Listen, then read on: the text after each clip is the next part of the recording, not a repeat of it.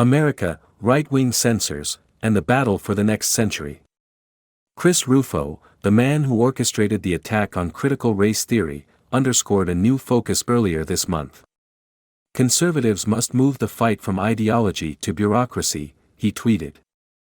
We've won the debate against CRT, now it's time to dismantle D.E.I. D.E.I stands for diversity, equity, and inclusion, a concept that goes far beyond just the racial prism of critical race theory, and moves into the worlds of ethnicity, sexual orientation, gender identity, age and class. What Rufo is proposing is the distorting and demonizing of legitimate practices and areas of academic inquiry.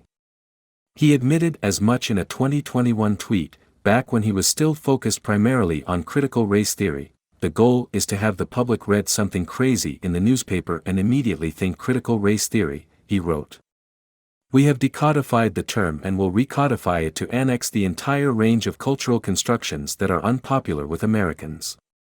Republican elected officials are quick to amen Rufo's talking points. Representative Chip Roy of Texas, for instance, amplified Rufo's tweet this month about moving on from fighting ideology to taking on the entire bureaucracy. Rufo, Roy said, was speaking my language. This is the same Roy who voted against the Juneteenth National Independence Day Act, one of only 14 members of the House to do so, on the grounds that it created a separate Independence Day based on the color of one's skin. This is the same Roy who, during a congressional hearing a few years ago, referenced an old saying that seemed to be celebrating lynching: find all the rope in Texas and get a tall oak tree. This is the same Roy who was one of only 3 representatives to vote against the Emmett Till Anti-Lynching Act, saying that the legislation simply raises the punishment for offenses that are already federal crimes, in an effort to advance a woke agenda under the guise of correcting racial injustice.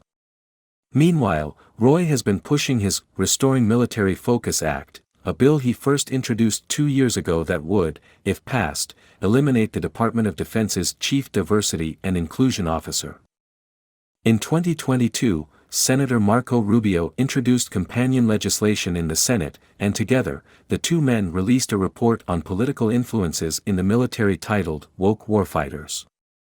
The report, which featured on its cover 6 cartridges strapped to the back of a helmet, each one carrying a rainbow-colored bullet, repeatedly invoked the Reverend Dr. Martin Luther King Jr. as it railed against the Pentagon's attempts to deal with racism within its ranks.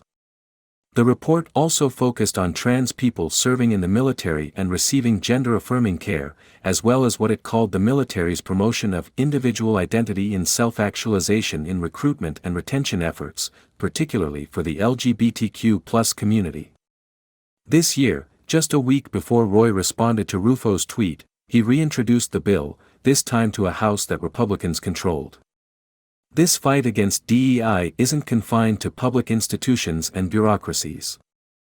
As the leader of this movement, Rufo has set his sights on corporate America as well. In July, he published what he called a survey of the programming of every Fortune 100 company, and found they had all adopted D.E.I. programs, including those that promote the most virulent strands of critical race theory and gender ideology. When Governor Ron DeSantis of Florida signed a law limiting D.E.I. in the workplace last April, Rufo likened him to Teddy Roosevelt and praised his muscular strategy for combating corporate malfeasance. Conservatives, he wrote, need to build on these efforts by developing a comprehensive agenda for pushing back against left-wing ideology in corporate America. In fact, Rufo sees Florida as the seeding ground for his censorship, where it can take root and spread, and Texas has already followed suit. Earlier this month, just a few days after DeSantis announced plans to block state colleges from having programs on D.E.I., the office of the Texas governor, Greg Abbott, issued a memo warning state agency and public university leaders that the use of D.E.I. in hiring was illegal. This was precisely the worry of Kimberly Crenshaw, a law professor at UCLA and Columbia, who played a leading role in developing critical race theory into a discipline, when I spoke with her recently. They started with CRT. They moved to Don't Say Gay. Now, they're moving to all of Black studies. It's not going to be long before they include all ethnic studies. We've already seen they're attacking diversity, equity, and inclusion in higher education. And, the real thing, Charles, is going to be when they come for diversity, equity, and inclusion in corporations. This is the new right strategic plan, a relentless push to re-establish and strengthen the straight, cis, patriarchal, white supremacist power structure. And as Crenshaw put it, this thing will not be satisfied by one victory. This is just one skirmish, in a wider, broader battle to make racism unspeakable, and basically to contain the power of black folks, queer folks, women, and pretty much everybody else who doesn't agree to the agenda of reclaiming this country that the mega group claims. In fact, every perceived win will only embolden the extremists.